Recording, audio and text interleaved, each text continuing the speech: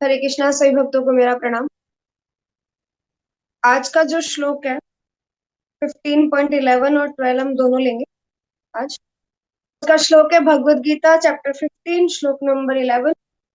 यन्तता योगिन चैनम पश्यन्ति आत्मनि अवस्थितम् यतन्त अपि अकृत आत्मान न एनं पश्यन्ति अचेतस यतन्ता योगिना चैनं पश्यन्ति आत्मनि अवस्थितम् यतन्त अपि अकृत आत्मन न एनं पश्यन्ति अचेतस।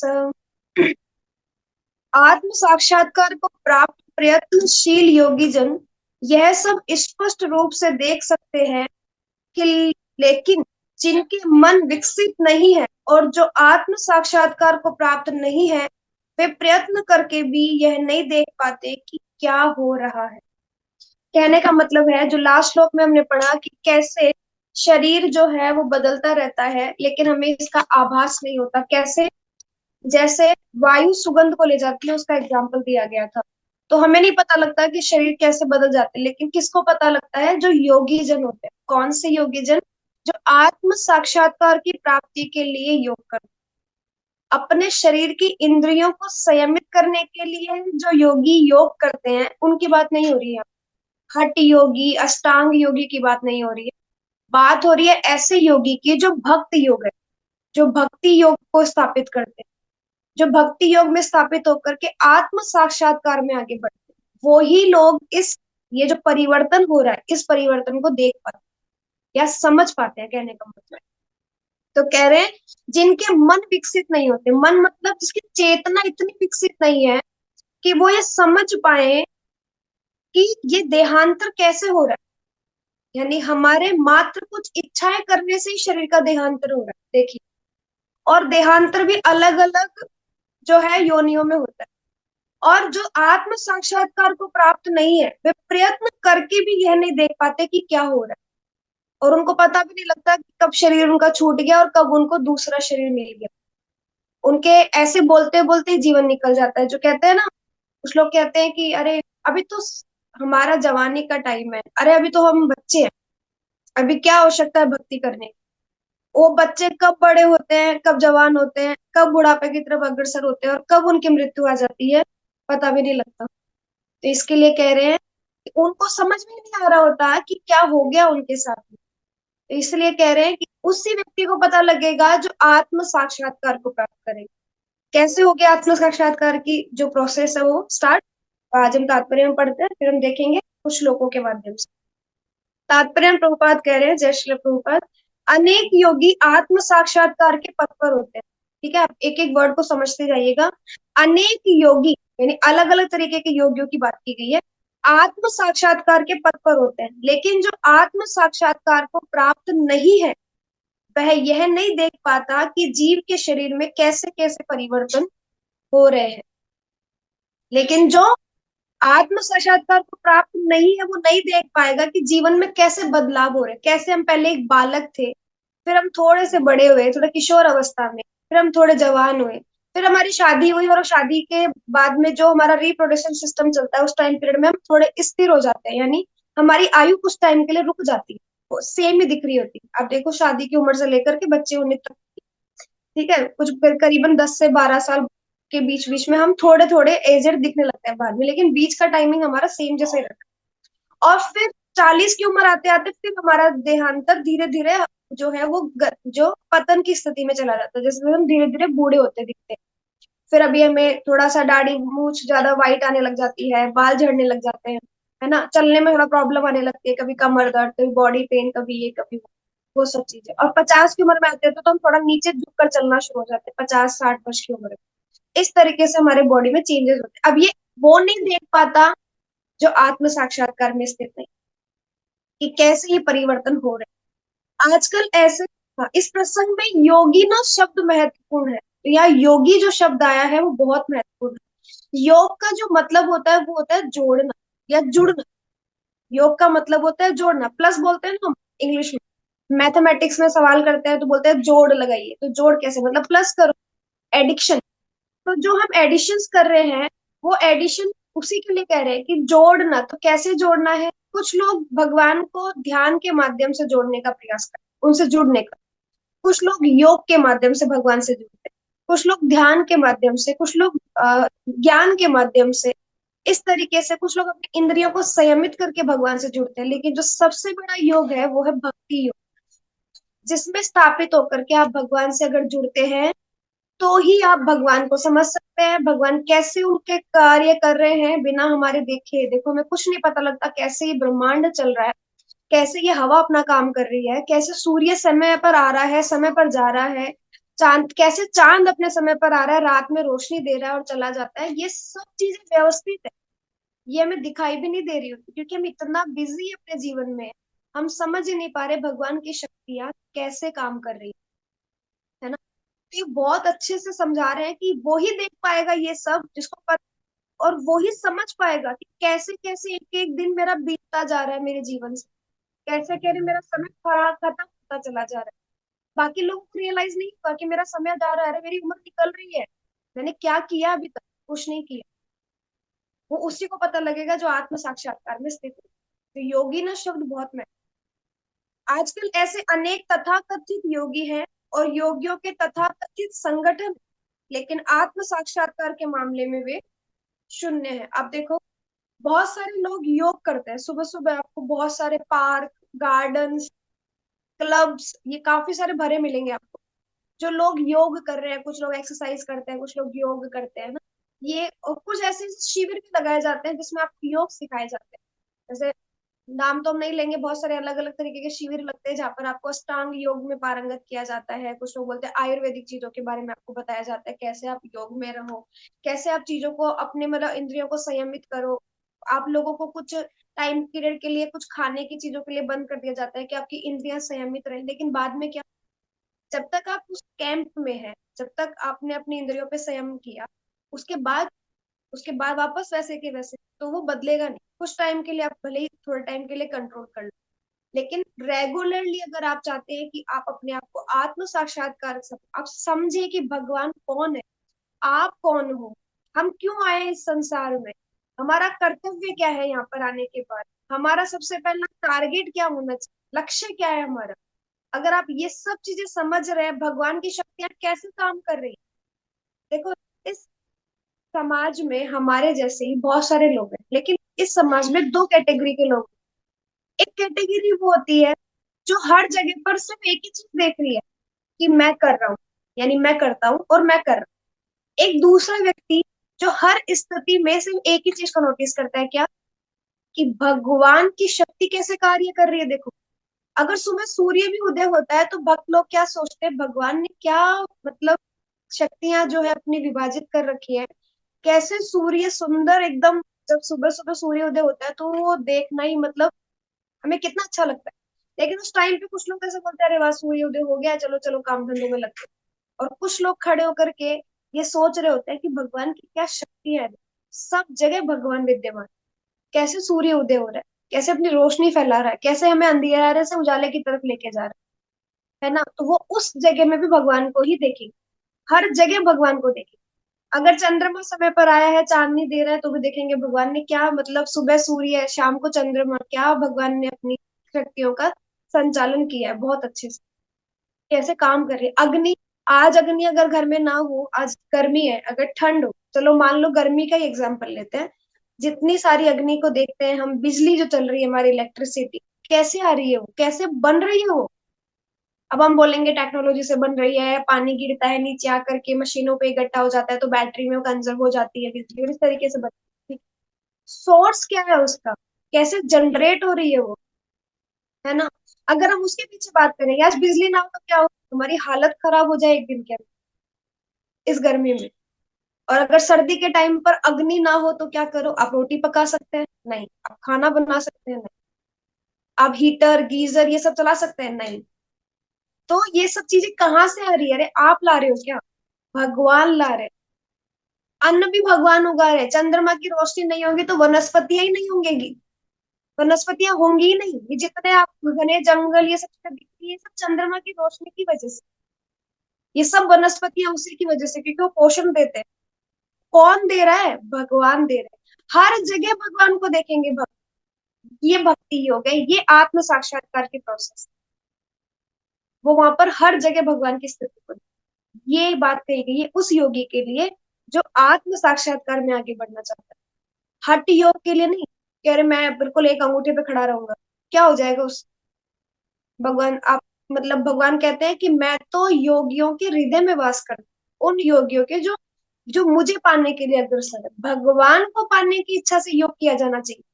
भगवान की प्रेम में ही सेवा करने के लिए ही भक्ति की जाती है। भक्ति में कामनाएं नहीं होती, सकाम कर्म में भक्ति काउंट नहीं होती। सकाम कर्म भी हो जाते हैं जो लोग सोचते हैं अरे हम ये करेंगे तो हमें ये मिलेगा, हमें प्रसिद्धि मिलेगी, हम फेमस हो जाएंगे, लोग हमारा नाम बोल बोल करके हमें सलाम करेंगे, ये तो सकाम कर्म। भक्ति मतलब भगवान की प्रेममयी सेवा, जहां पर निष्काम भक्ति की जाती है, जहां आपको जो है वो किसी भी भक्ति में कर्म जो आप कर रहे हैं उसके बदले में कोई चाह नहीं है कि मुझे ये मिलना चाहिए, कोई भी चाह नहीं, भौतिक आसक्तियां तो है ही नहीं, वैसी भक्ति की बात हो रही है। तो वही योगी सर्वश्रेष्ठ है, और भगवान तो कहते हैं कि मैं तो योगियों के हृदय में वास करता हूँ। जो योगी निरंतर मेरे नाम में लगे रहते हैं, जो मुझे पाने के लिए अग्रसर रहते हैं, उन योगियों के हृदय में वास करता हूं। तो उसके लिए कहते हैं। लेकिन आत्म साक्षात्कार के मामले में वे सुनने हैं, वे केवल कुछ आसनों में व्यस्त रहते हैं, और यदि उनका शरीर सुगठित और स्वस्थ हो गया तो वे संतुष्ट हो जाते हैं। लोग एक्सरसाइज क्यों करते हैं? शरीर को ठीक करने के लिए, इसलिए करते हैं। लोग योग करते हैं, प्राणायाम करते हैं, क्यों करते हैं? शरीर को ठीक करने के लिए। और जैसे शरीर थोड़ा अच्छा हुआ, सुगठित हुआ, एकदम बढ़िया, छोड़ देते हैं उसी योग को। यही होता है। बाद में बोलते हैं अब हम घर से कर लेंगे। एक महीना ज्वाइन किया हमने, कोई कैंप ज्वाइन किया, कोई ग्रुप ज्वाइन किया, अब हम ठीक हो गए, सब बढ़िया हो गया। ये तो वही वाली बात होगी कि एग्जाम्पल आता है कि किसी का लीवर खराब था, डॉक्टर ने उसको सलाह दी कि तुम कुछ मेडिसिन वगैरह लो, और मेडिसिन लेकर के कुछ एक्सरसाइज वगैरह किया करो ताकि तुम्हारा लीवर थोड़ा अच्छा हो जाए, अच्छी कंडीशन में हो जाए। तो डॉक्टर से जो पेशेंट था वो पूछता है कि अच्छा वकील, मतलब जो डॉक्टर से पूछता है कि मैं ये चाहता हूँ कि मेरा जो ये लीवर है बहुत जल्दी से जल्दी सही हो जाए। तो डॉक्टर ने बोला जो मैंने प्रेस्क्रिप्शन लिख के दी है, जो मेडिसिन लिख कर दी है, जो मैंने एक्सरसाइज करने को बोली, अगर तुम वो करोगे तो लीवर ठीक हो जाएगा। तो वो कहता है कि हाँ लीवर ठीक तो करना है जल्दी से जल्दी। तो डॉक्टर पूछता है क्यों करना है इतना जल्दी तुम्हें ठीक? ताकि मैं दोबारा से ड्रिंक कर सकूं, ताकि दोबारा से मैं शराब पी सकूं, इसलिए ठीक करना है। मतलब ठीक भी इसलिए करना है कि दोबारा शराब पी सके। अभी तो उसका लीवर खराब हुआ था, शराब पीने से डैमेज हो जाता है सब कुछ। लेकिन उसको वापस इसलिए सही करना है, उसको ठीक नहीं होना, सही नहीं होना, लेकिन उसको दोबारा से। हम वैसी स्थिति में जी रहे होते हैं, थोड़े टाइम के लिए हम सारे नियम कानून पालन करते हैं, सब कुछ करते हैं, क्यों? इस शरीर को ठीक करना है, क्यों? ताकि हम भोग कर सके। लेकिन हम जो योग करते हैं वो भोग करने के लिए नहीं, हम योग करते हैं भगवान से जुड़ने के लिए। शरीर के लिए योग होता ही नहीं है। आप शरीर को कितना ही सुगठित कर ले, अगर मृत्यु 30 वर्ष की उम्र में लिखी है, एक हट्टा खट्टा व्यक्ति भी बैठे बैठे खत्म हो जाता है। जरूरी नहीं उसको बीमारी हो तो ही वो मरे। मृत्यु को किसी चीज की आवश्यकता नहीं आने के लिए कि कोई बीमारी होगी तो ही जाएंगे, कोई कमजोरी होगी बॉडी में तो ही जाएंगे हम। अच्छे अच्छे बैठे व्यक्ति जो एकदम अच्छे फिट हेल्दी है, वो तक खत्म हो जाते हैं। क्या कर लेंगे अब शरीर को स्वस्थ रखें? मृत्यु तो आनी है जिस समय पे आनी है। लेकिन लापरवाह भी नहीं होना चाहिए कि हम शरीर को इग्नोर करके चले। लेकिन इतना भी ध्यान नहीं देना चाहिए कि हम आत्मा को ही भूल जाए, जो अंदर का मटेरियल है उसको भूल जाए और कवर कवर की सुरक्षा कर रहे हैं हम। गाड़ी को तो भूल जाओ, और आंधी तूफान में कवर ना उड़ जाए उसकी टेंशन लगी रहती है। गाड़ी के ऊपर अगर कवर लगा दिया जाए रात के टाइम पे, बाहर खड़ी हो गाड़ी, तो टेंशन रहता है कवर उड़ के कहीं चला ना जाए। अरे कवर तो दूसरा आ जाएगा, बात है गाड़ी की। गाड़ी सही सुरक्षित है क्या? अगर मान लो कवर उड़ के चला भी जाए, और अगर कोई बहुत बड़ा कोई आइटम उड़ करके आ जाए हवा से और आकर गाड़ी के शीशे पे टूट जाए तो टूट जाएगा। कवर लगा रहेगा तब भी टूट जाएगा ना। तो जब मृत्यु आनी थी, आनी है, तो वो तो वैसे भी चला ही जाएगा शरीर। तो ना क्या शरीर शरीर में घुसे हुए हैं हम, हमें समझ ही नहीं आ रहा कि देखभाल तो इस अंदर के मटेरियल की करनी है और हम कर रहे हैं कवर की सुरक्षा। तो हमें कवर की सुरक्षा नहीं करनी है, ये तो बदला जा सकता है, और ये आए दिन बदलता रहता है, पता भी नहीं लगता कैसे देहांतर हो। तो इसलिए हमारा प्रयास होना चाहिए कि हम किस पे फोकस करें, हम अंदर आ बैठी जो आत्मा है उसके ऊपर, जिससे भगवान प्रसन्न हो। तो कुछ लोग जो होते हैं वो आसन में इतने व्यस्त रहते हैं, कुछ आसन होते हैं प्राणायाम, है ना, आयाम, ये नियम आहार, और इसके अलावा समाधि, ये आदि जो होते हैं यम नियम आदि, अष्टांग योग की विधियां। तो इन सब में इतने व्यस्त रहते हैं कि और जैसे ही शरीर सही हुआ संतुष्ट हो जाते हैं और छोड़ देते हैं। उन्हें इसके अतिरिक्त और कोई जानकारी नहीं रहती। वे यंत्र तो अप्यकृतात्मना कहलाते हैं। यद्यपि वे तथाकथित योग पद्धति का प्रयास करते हैं, लेकिन वे स्वरूप सिद्ध नहीं हो पाते। स्वरूप सिद्ध क्या है? जो अपने स्वरूप को जान ले। उन्होंने तो शरीर के लिए योग किया, लेकिन योग तो किसके लिए किया जाना चाहिए था? अपनी स्वरूप सिद्धि के लिए। हमें ये पता हो कि हमारा स्वरूप क्या है, हम क्यों आए हैं इस जगत में। तो हम इसलिए आए हैं क्योंकि हम भगवान की नित्य सेवा करके हमारी इस बद अवस्था से मुक्ति पा सके, जो हमने खुद ने चूज की। इसलिए आए हैं हम ये समझ सके। तो तथाकथित योग पद्धति का प्रयास करते हैं, लेकिन स्वरूप सिद्ध नहीं हो पाते। तो हमें स्वरूप सिद्ध बनना है, जहां हमें ये पता लग जाए कि हम दास हैं और भगवान हमारे स्वामी है। जो कुछ चलायमान है इस संसार में, जो कुछ चल रहा है, जो सब चीजें सही टाइम पर हो रही हैं, जो कुछ चीजें हमें मिल रही है खाने को, जिन जिन चीजों का हम भोग कर रहे हैं, हर एक वस्तु, सब कुछ का उद्गम भगवान से है। हम ये समझ जाए। हम तो सिर्फ नॉर्मल कठपुतली है उनके हाथों। थोड़ी सी स्वतंत्रता हमारे पास है, बाकी हम कठपुतली है। हम क्या ही कर सकते हैं। लेकिन हम एक चीज कर सकते हैं जो हमारे हाथ में है।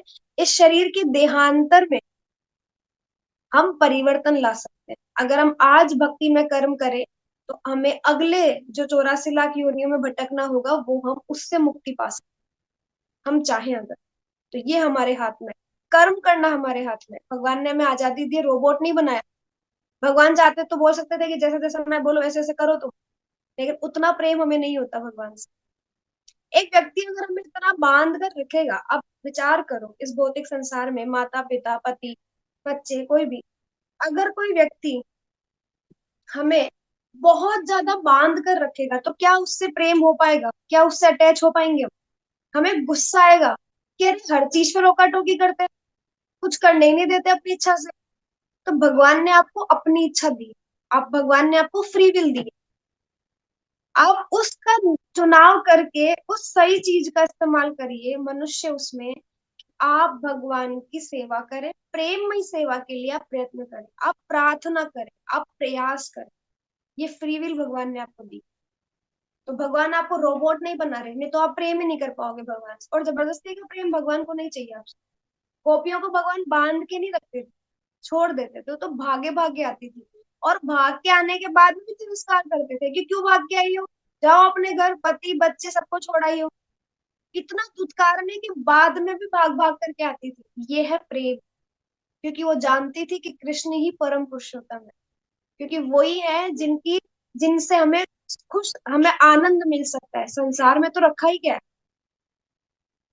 इतना दुत्कारने के बाद में भी। और थोड़ी सी हमारी इच्छा के अनुसार कुछ ना हो, हम भगवान को ही त्याग देते हैं। लेकिन गोपियों का एग्जाम्पल देखो आप, भगवान आप खुद बुलाते थे बांसुरी की आवाज करके। खुद भगवान की बांसुरी में अलग अलग आवाजें निकालते थे भगवान, जिससे कभी जानवरों को बुलाना है, कभी पक्षियों को बुलाना है, कभी राधा रानी को बुलाना है, संकेत देते थे। कभी गोपियों को बुलाना है ना, कभी अपने खुद के ग्वाल बालों को बुलाना है। भगवान संकेत दे रहे हैं देखो।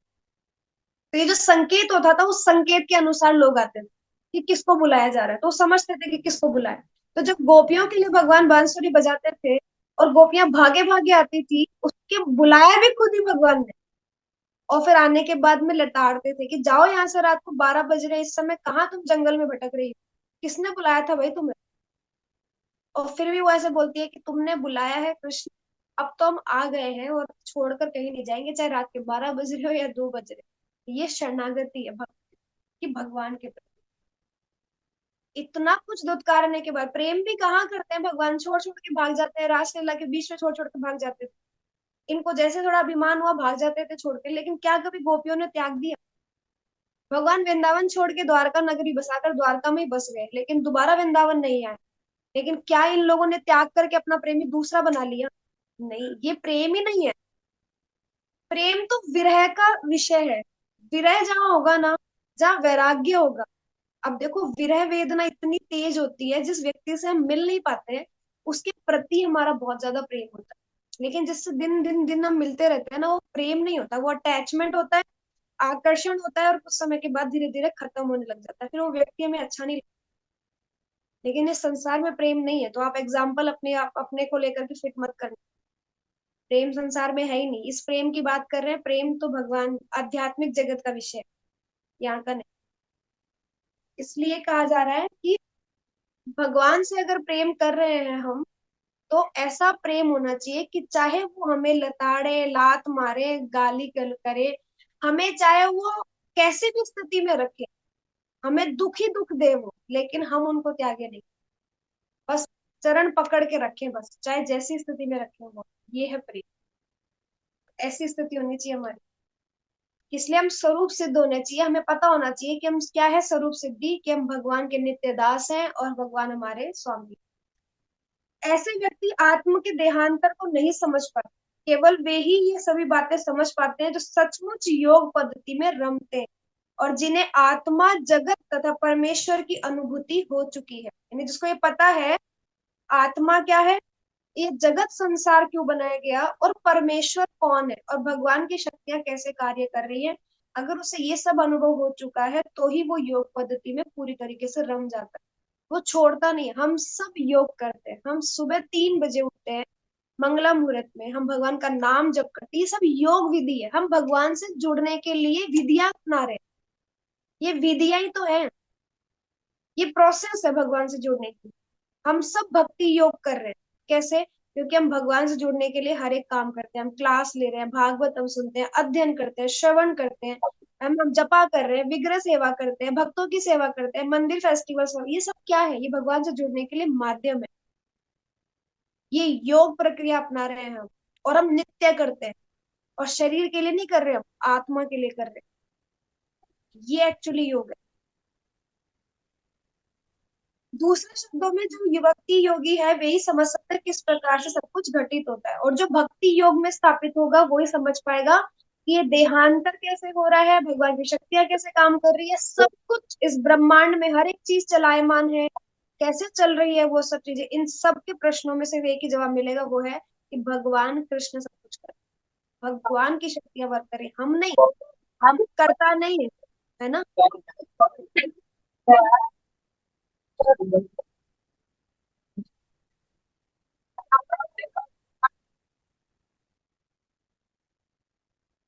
तो इसलिए हमें बोला जा रहा है कि हम जो कुछ कर्म कर रहे हैं ये सब भक्ति योग में स्थापित करके करना चाहिए हमें, कि हम भगवान से जुड़े और आत्मा के स्तर पर काम होना। हम जप भी कर रहे हैं ना, क्वांटिटी पर नहीं, क्वालिटी पे फोकस। हमें नहीं करनी 32 64 128 माला, हमें नहीं करनी। हमारा फोकस होना चाहिए क्वांटिटी पर, क्वालिटी पर। हम 16 माला ही करें चाहे, लेकिन अच्छे से करें, और हर एक माला का जो वर्ड हम बोल रहे हैं उसका श्रवण करें बहुत अच्छे से, बीच बीच में बातें ना करें, बीच बीच में हम इधर उधर ध्यान ना लगाएं कहीं और। पास में बैठे हुए लोगों से बातचीत नहीं करनी चाहिए हमें माला करते टाइम पे, चाहे कैसी ही इमरजेंसी सिचुएशन। और इतनी इमरजेंसी सिचुएशन भी नहीं है कि हम जो है वो बहुत सारी चीजों को, सबसे इम्पोर्टेंटली भगवान के साथ पर्सनल मीटिंग चल रही है हमारी, और हम बीच में माला के बीच में बात कर रहे हैं। आप पूरी कंप्लीट कर ले माला, उसके बाद बोले। माला के बीच में कभी प्रयास भी ना करें, ये अपराध कर रहे हैं नाम के प्रति, क्योंकि हम नाम को ऐसे ही समझ लेते हैं। सबसे बड़ा अपराध तो हम वही करते हैं। तो इसलिए हमें बताया जा रहा है कि कैसे हमें ये करना चाहिए। देखो, तो भगवत गीता के जो 11 जो है, इसमें हमें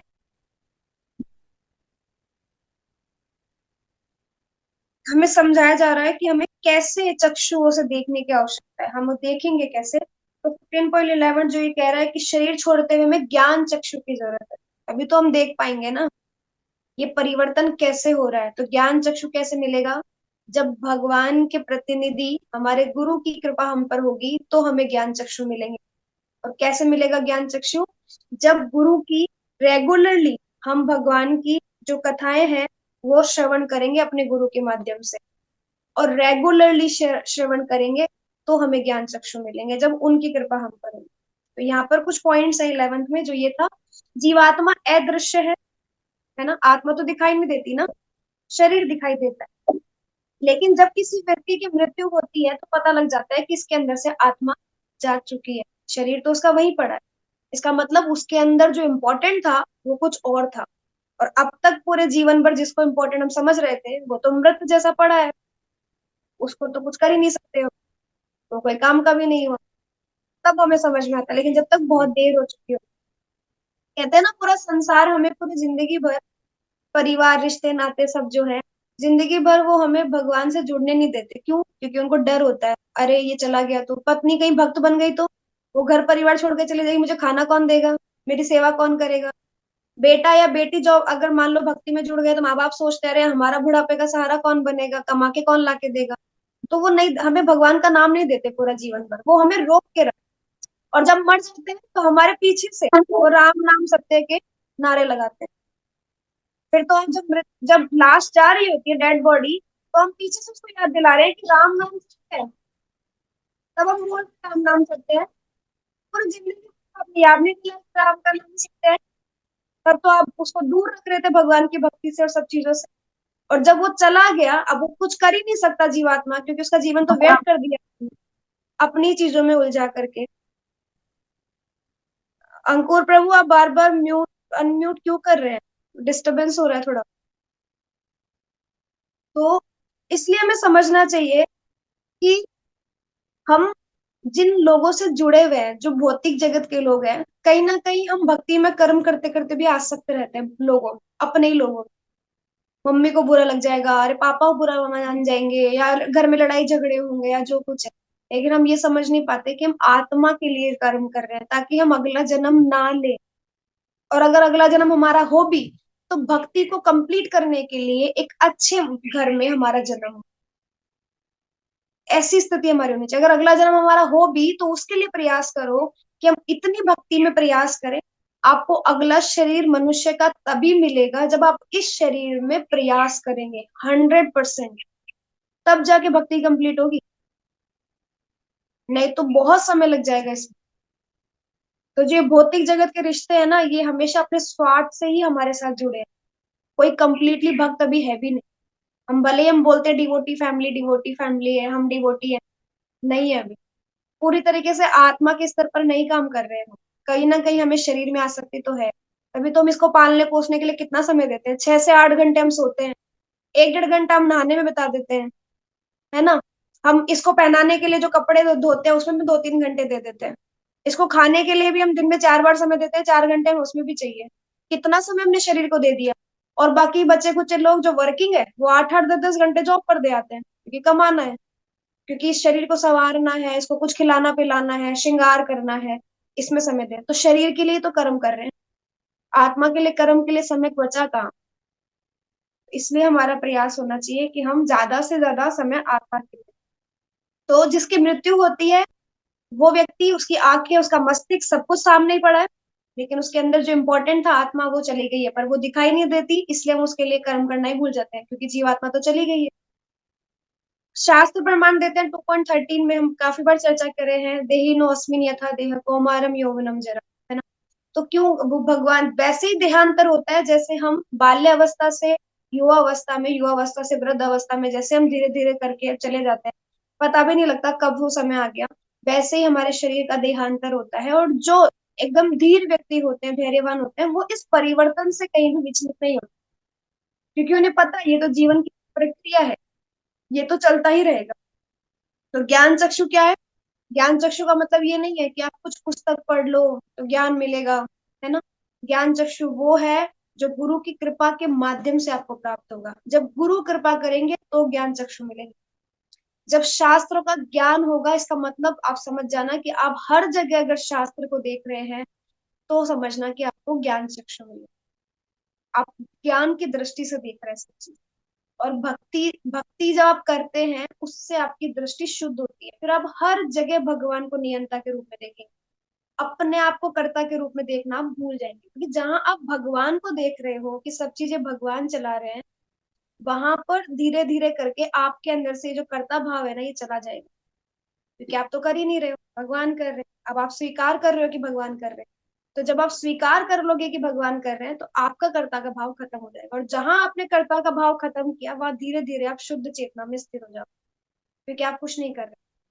फिर हम अपने आप को दास और पतित मान लेंगे, और भगवान को ही सब कुछ मान करके उन्हीं की ही पथ प्रदर्शन पे, जो भगवान ने कहा है भगवत गीता में, ये मेरे द्वारा बोली हुई वाणी है, इसका एज इट इज पालन करो, यथारूप हमें इसका आचरण करना चाहिए, जैसा भगवान ने कहा।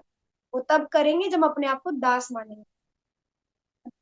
इसलिए कह रहे हैं, जैसे हम देखते हैं दो व्यक्ति सूर्यास्त देख रहे हैं, हमने भी एग्जांपल दिया कि दो व्यक्ति सूर्यास्त देखते हैं, सूर्य उदय देखते हैं, लोग देखने के लिए माउंटेन रेंज पे जाते हैं, अरे देखने चलेंगे सूर्य उदय कितना अच्छा होता है। कुछ लोग कहते हैं कन्याकुमारी में जाएंगे तो सूर्यास्त ज्यादा अच्छा होता है। कोई कहते हैं हम हिमाचल जाते हैं तो सूर्योदय बहुत सुंदर होता है, जम्मू कश्मीर जाएंगे तो सूर्योदय बहुत अच्छा दिखाई देता है, क्योंकि पहाड़ है ना, तो उतना सुंदर दृश्य होता है। ये सब देखने तो आप जा रहे हैं, उसकी ब्यूटी देखने के लिए आप जा रहे हैं, पर उसका जो ओरिजिनल सोर्स है, कैसे हो रहा है वो, उसको भी तो हमें अप्रिशिएशन देना चाहिए। कहाँ से आया वो? इतनी सुंदरता तो आप देख रहे हैं, पर ये सुंदरता आई कहाँ से? ये सूर्य को तेज मिल कहाँ से रहा है? कभी इस पे चर्चा की हम? उस पे चर्चा करनी चाहिए, उसका प्रयास होना चाहिए कि सोर्स क्या है। तो जो सोर्स बनाने वाला, ये जो वस्तु है वो इतनी सुंदर है, तो भगवान कितने सुंदर होंगे जिन्होंने ये सब बनाया है। ठीक है? इसके लिए कहा जा रहा है। श्लोक 15.12 हम लेंगे इसके बाद। यदादित्यगतं तेजो जगद्भासयते अखिलम् यच्चन्द्रमसि यच्चाङ्गो तत्तेजो विधिमामकम्। यदादित्यगतं तेजो जगद्भासयते अखिलम् अचन्द्रम यच्चन्द्रमसि यच्चाग्रो तत्तेजो विधिमामकम्। सूर्य का तेज जो सारे विश्व के अंधकार को दूर करता है, मुझसे ही निकलता है। चंद्रमा तथा अग्नि के तेज भी मुझसे ही उत्पन्न है, भगवान कह रहे हैं। इस पर्टिकुलर चैप्टर में, 15 चैप्टर में, पुरुषोत्तम योग में 20 श्लोक बोले गए हैं, और ये सारे श्लोक भगवान के माध्यम, भगवान के द्वारा ही बोले गए, किसी और ने नहीं बोला। भगवान यहाँ हर जगह स्थापित कर रहे हैं कि मैं, आप देखो हर जगह भगवान कह रहे हैं सारे विश्व के अंधकार को दूर करता है, मुझसे ही निकलता है। भगवान खुद कह रहे हैं कि मेरे से निकल रहा है। भगवान खुद हमें प्रूफ दे रहे हैं कि देखो सब कुछ जो है वो सब मेरे से निकल रहा है। इससे बड़ा प्रूफ हमें और क्या चाहिए? हम कुछ करते हैं तो क्रेडिट लेते हैं ना, हमने किया है, हमने, हम बोल बोल के क्रेडिट लेते हैं। तो भगवान यहाँ हमें बता रहे हैं, प्रूफ कर रहे हैं, देखो कि मैं कर रहा हूँ सब कुछ। जो भी कुछ निकल रहा है, सूर्य का तेज या चांदनी से रोशनी निकल रही है, चांदनी मिल रही है हमें चांद से, सारी वनस्पतियां उगाई जा रही है, सब कुछ मैं कर रहा हूँ, कुछ भी मेरे से भिन्न नहीं है। और चंद्रमा तथा अग्नि के तेज भी मुझसे उत्पन्न है। तो चंद्रमा और अग्नि जो है ये भी मुझसे ही उत्पन्न है, भगवान के। तात्पर्य में प्रभुपाद समझा रहे हैं, अज्ञानी मनुष्य ये नहीं समझ पाता कि यह सब कुछ कैसे घटित होता है, लेकिन भगवान ने यहाँ पर जो कुछ बतलाया है उसे समझकर ज्ञान प्राप्त किया जा सकता है। अज्ञानी व्यक्ति नहीं समझेगा, मूर्ख लोगों के लिए भक्ति बनी भी नहीं है। वैसे प्रभुपाद कहते थे भक्ति is for the intelligent people. Intelligent लोग ही समझ पाएंगे भक्ति क्या है, मूर्ख लोग नहीं समझ पाएंगे। जो शरीर शरीर में ही आसक्त है, वो क्या ही समझेंगे कि आत्मा का ज्ञान क्या है। कैसे हम जो है, भगवान ने हमें ये शरीर दिया क्योंकि हम कुछ अपनी विषयासक्तियों में इतना ज्यादा वो थे, स्वामित्व के भाव में इतने घिरे थे कि हमने खुद ये जीवन चूज किया, और हम सब दुख पा रहे हैं आज। और हम चाहते हैं कि दुख से निकल जाए, लेकिन प्रयत्न नहीं कर।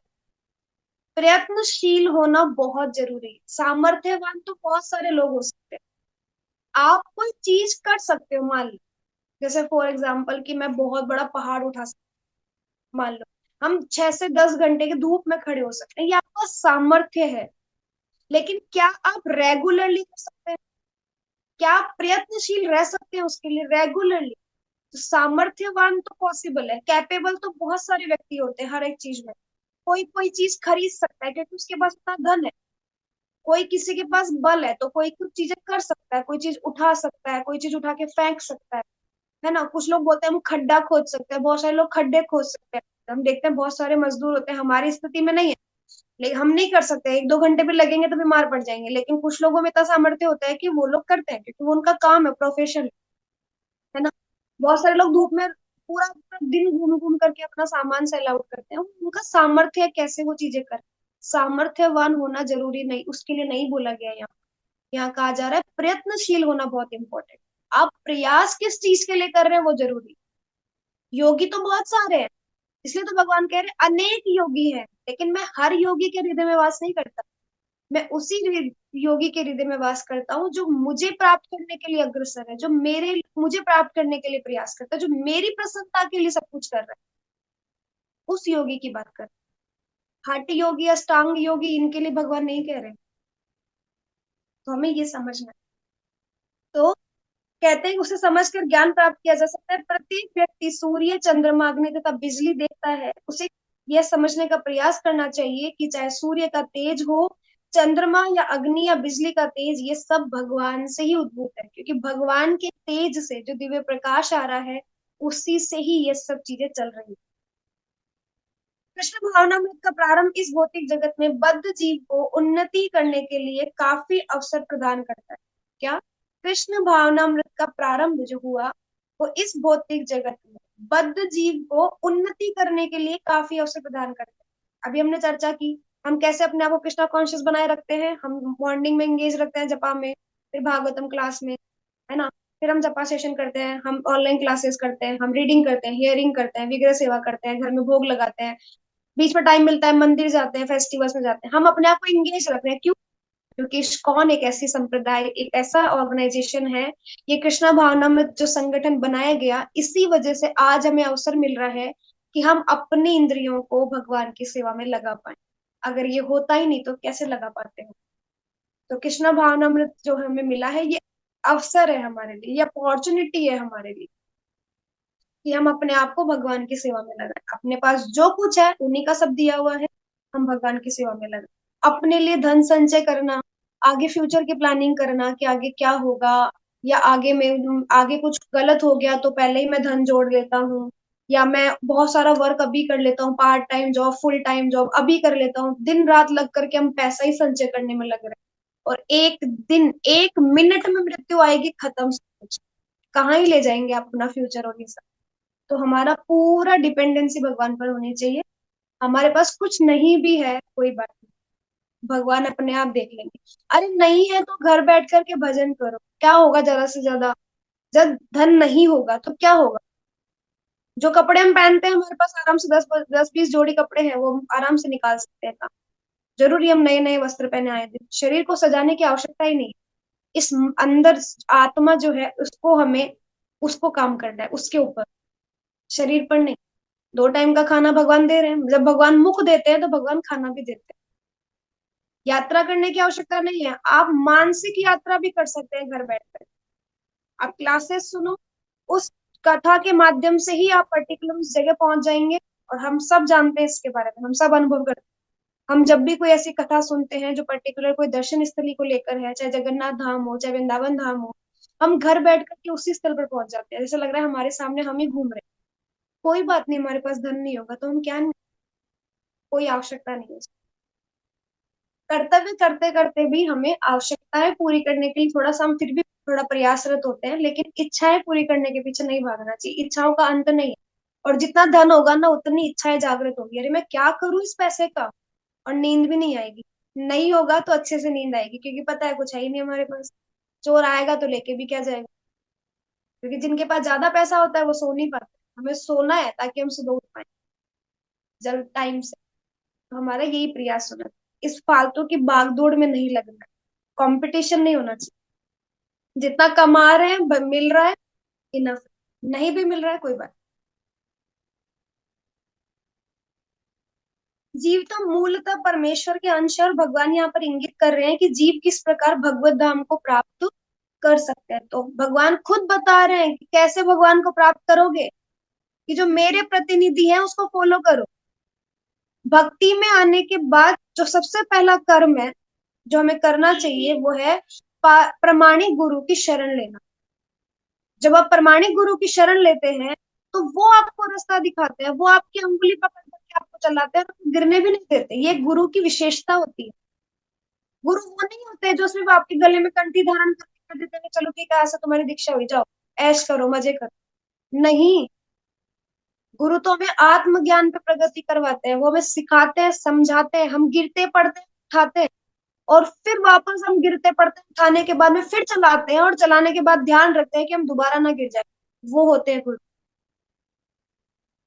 बहुत सुंदर लाइन है, बहुत टच करती है मुझे कि गुरु की विशेषता सच में यही है। अब समझो इस लाइन को, ये हमारे प्रमाणिक गुरु हैं। हमें श्रील प्रभुपाद ने ऐसे ऐसे शिष्यों को उन्होंने प्रदान किया है, वो हमारे गुरुजन, जो सच में ऐसे हैं कि हमारे भौतिक माता पिताओं से भी कई सर्वश्रेष्ठ स्थिति में हम आज भौतिक जगत में गिर जाते हैं ना, हमसे कोई गलत कर्म हो जाता है, लोग हमें कोसते हैं, लोग हमें ताने देते हैं, लोग हमें ज्ञान देते हैं, साथ नहीं खड़े होते। सब सलाह देने तो आएंगे पर साथ देने नहीं आएगा कोई। एक गुरु ही है जो कैसी भी स्थिति हो, हम कितने ही गलत में हो, हमने कितने ही पाप किए हैं, तो भी वो हमें स्वीकार करते हैं। मैं दीक्षित हूँ, बहुत सारे भक्त यहाँ पर दीक्षित हैं, आप सोचिए इस चीज के ऊपर। और बहुत आप लोग आश्रय लेना चाहते हैं, आप दीक्षा लेना चाहते हैं, आपके अंदर ये भाव तो होना चाहिए कि मैं पति तू पापी हूँ। हम तो है ही नहीं उतने योग्य कि हम ऐसे गुरुजनों के शिष्य बन सके जो इतने शुद्ध है। लेकिन अगर फिर भी हमें वो अपना रहे हैं तो उनकी कृपा है हमारे ऊपर। अगर उन्होंने हमें अपनाया है तो हम उस योग्य नहीं है सच में। और हमें तो बहुत सौभाग्यशाली मानना चाहिए अपने आप को कि हम कृष्ण भावनामृत, ये जो संघ बनाया है प्रभुपाद ने, हम इसके एक पार्ट है।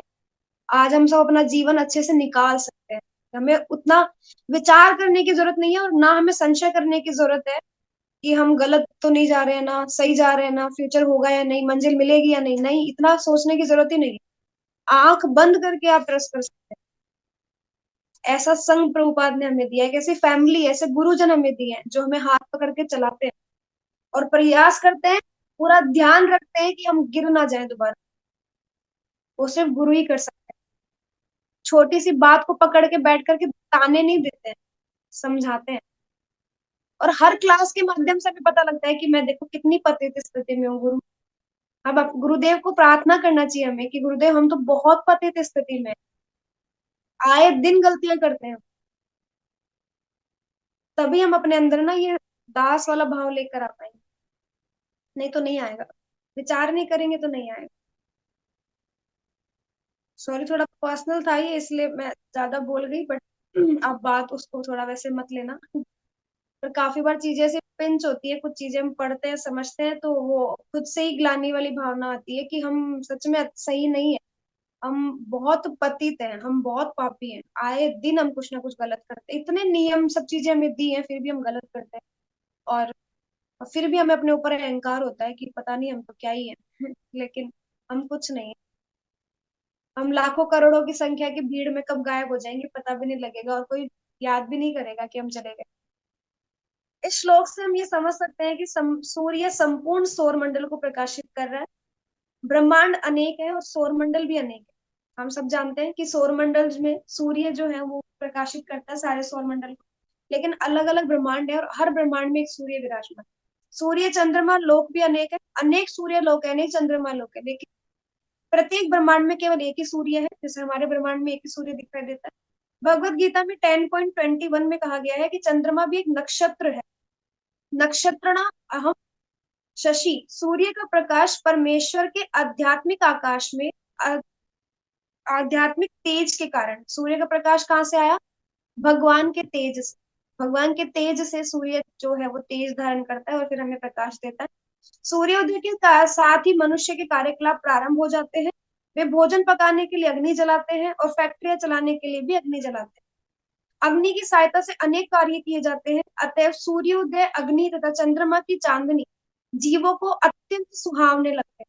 उनकी सहायता के बिना कोई जीव नहीं रह सकता। तो हम सब जानते हैं हमारे दैनिक दिनचर्या में अग्नि, सूर्य प्रकाश, बिजली, ये सब बहुत आवश्यक है। ये सब नहीं होगा, हमारा व्यापार, कारोबार, धंधे सब बंद हो जाएंगे। हम जो चीजें, जिस भी चीज से जीवन यापन कर रहे हैं, सब खत्म हो जाएगा।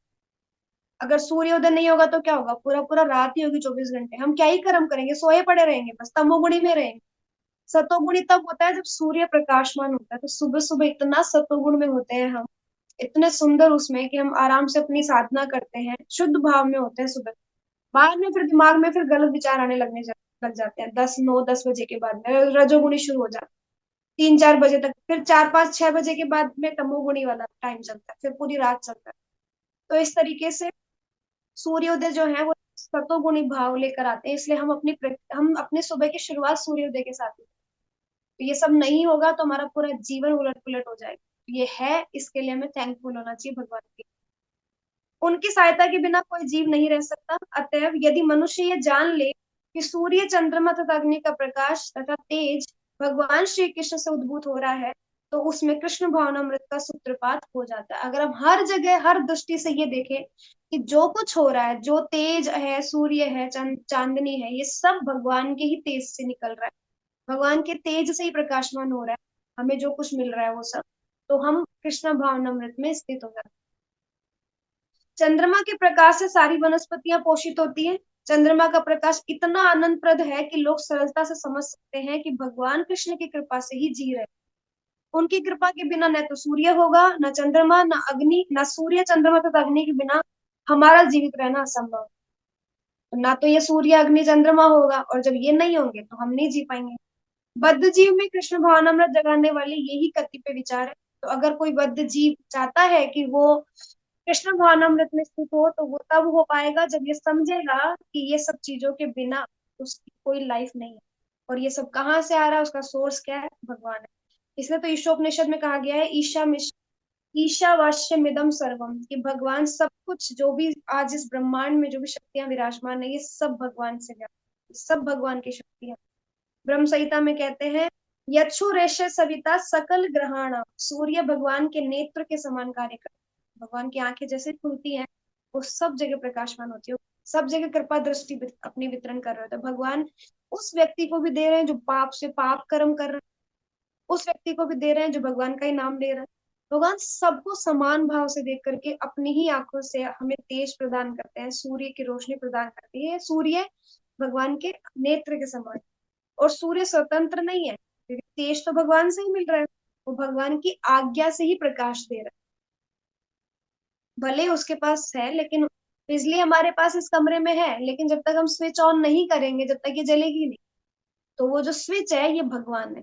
तो भगवान, भले ही सूर्य ने भगवान के तेज से वो प्रकाश इकट्ठा कर लिया अपनी बैटरी में, लेकिन वो चला तभी सकता है जब भगवान स्विच ऑन करे उसका, जब भगवान परमिशन दे। जब भगवान की परमिशन नहीं होगी ना, तो नहीं चलेगा, नहीं चलेगा। हम देखते हैं ना, ये जो अ, ग्रहण वगैरह होते हैं, उसमें हम देखते हैं काफी अंधियारा छा जाता है उस टाइम। वो अच्छा टाइम नहीं बताया था, ग्रहण वाला टाइम जो होता है वो अच्छा नहीं होता, क्योंकि उस टाइम पीरियड में भगवान की ही इच्छा से सब चीजें हो रही होती है। ये देखो, इसका भी अपने अपने पीछे एक अलग अलग रीजन होता है कि ग्रहण क्यों। तो ये सूर्य का आध्यात्मिक महत्व है। अगर सूर्य नहीं होगा तो जीवन समाप्त हो जाएगा, भोजन समाप्त हो जाएगा, ऊर्जा समाप्त हो जाएगी। हमारे अंदर जो एनर्जी फील करते हैं, सुबह उठते हैं तो इतना एनर्जेटिक होते हैं, और शाम को आते आते डल हो जाते हैं। कैसे? क्योंकि वो एनर्जी तो सूर्य से ही मिल रही है, क्योंकि वो खुद इतना प्रकाशमान होता है कि हमें भी प्रकाश देता है, हमें एनर्जी देता है। इसलिए हम पूरा दिन काम कर पाते हैं, पूरा दिन भाग दौड़ कर पाते हैं, रात को आते आते पूरा एनर्जी जीरो। इसलिए भगवान कहते हैं सूर्य का तेज भी मेरा ही है। भागवतम में भी चर्चा हुई है, थर्ड कैंटो 26 चैप्टर और थर्ड या फोर्थ नंबर श्लोक में बताया गया है कि भगवान की शक्तियों के बिना कोई भी तत्व कार्य नहीं कर सकता। जब तक भगवान आदेश नहीं देंगे, उनकी कोई शक्तियों का तत्व कार्य नहीं करेगा। तो हमें हर वस्तु में भगवान की शक्ति को पहचानना चाहिए कि जो भी सब कुछ है भगवान की शक्तियां हैं, चाहे जो भी हो। इससे होगा क्या? इसका परिणाम ये निकलेगा कि जब हम हर चीज में, हर वस्तु में, हर एक, जो भी चीजें हमारे सामने हो रही हैं, उन सब में भगवान को विद्यमान देखेंगे, तो हमारे अंदर दासता का भाव आएगा कि यार देख, मैं नहीं कर रहा, भगवान कर रहे हैं सब कुछ। तो उसको समझ में आएगा कि मैं नहीं कर रहा हूँ, भगवान कर रहे हैं। तो हमारे अंदर से जो कर्ता का भाव है वो खत्म हो जाएगा, और जहां कर्ता का भाव समाप्त हुआ, वहां हम दास बन जाएंगे। क्योंकि दास वाला जो भाव है ना, ये कर्ता भाव ही रोक के रखता है इसको, क्योंकि वही हमें दासता ने स्वीकार करने देता है। भगवत गीता में भी 7.8 में भगवान कहते हैं, रसो अहम सुकौन्तेय प्रभासमि प्रभा अस्मि शशि सूर्य। हे अर्जुन, मैं जल का स्वाद हूँ और सूर्य चंद्रमा का प्रकाश। भगवान खुद कह रहे हैं कि मैं ही जल का स्वाद हूँ। और जल का स्वाद कब पता लगे? निर्जला एकादशी के अगले दिन, तब पता लगे जल का कितना स्वाद है। तो हम सोचते हैं पता नहीं हम कितने वाटर कूलर पानी के पी जाएंगे आज, लेकिन फिर हम थोड़ा रुक जाते हैं कि नहीं, थोड़ा प्रसाद भी पाया जाए, पानी पानी पीकर। लेकिन वो जल इतना स्वादिष्ट लग रहा होता है अगले दिन, अब तक नहीं समझ में आया, क्योंकि पूरे दिन मिल रहा था। जिस दिन बंद होगा ना, उस दिन वैल्यू समझ में आएगी। तो निर्जला एकादशी करो, फिर पता लगेगा अगले दिन भगवान ने जल में कितना स्वाद दिया। और फिर उसके बाद इसलिए कहते हैं कि भगवान कहते हैं जल का स्वाद भी मैं ही हूँ और सूर्य का प्रकाश भी मैं ही हूँ। तो इसलिए हमें हर जगह भगवान की स्थिति को समझना चाहिए। भगवान भगवत गीता के 10.41 में भी कहते हैं यद् भूतिम सत्वम श्रीमद् दुर्जित मेव व तत् देवा गच्छन तत्व में तेजो श संभवम। जहां कहीं भी असाधारण तेज, कोई भी ऐसी यूनिक चीज आपको दिखे जो इस भौतिक जगत की नहीं लगती है, चाहे वो असाधारण तेज हो, कोई शक्ति हो, कोई सौंदर्य हो, तो उसे मेरे ही तेज का अंश समझना चाहिए। भगवान कहते हैं उसे मेरे ही तेज का अंश समझो। जहां कुछ भी आपको असाधारण दिखे, यूनिक लगे आपको कुछ ऐसा, तो वहां समझना भगवान की ही शक्तियां काम कर रही, भगवान ही विराजमान। तो इसलिए बहुत ही अच्छे से समझाया है आपको 11 और 12 में। तो ऊपर बहुत अच्छे से तात्पर्य में दे दे करके हमें समझा रहे हैं एक एक शब्द को, एक एक चीज को, कि कैसे हमें दासता का भाव स्वीकार करना है। और ये जो देहांतर हो रहा है, ये शरीर का जो परिवर्तन हो रहा है, वो कैसे हो रहा है और कितनी देर में हो जाता है पता भी नहीं लगता। तो अगर हम चाहते हैं कि इस देहांतर को हम समझे, ये जो परिवर्तन हो रहा है संसार में, जो कुछ घटित हो रहा है, ये समझे हम, उसके लिए ज्ञान चक्षु चाहिए। और उसके लिए हमें प्रमाणिक गुरु की शरण ग्रहण करना है और उनसे निरंतर हमें रसपान करना है भगवान की कथा और सिद्धांतों का, ताकि हम ज्ञान चक्षु ले पाए, उस दृष्टि से भगवान को देख पाए, उनकी शक्तियों को देख पाए और समझ पाए, और अपने अंदर दासता का भाव लेकर आए। ये 2 श्लोक थे। Thank you so much.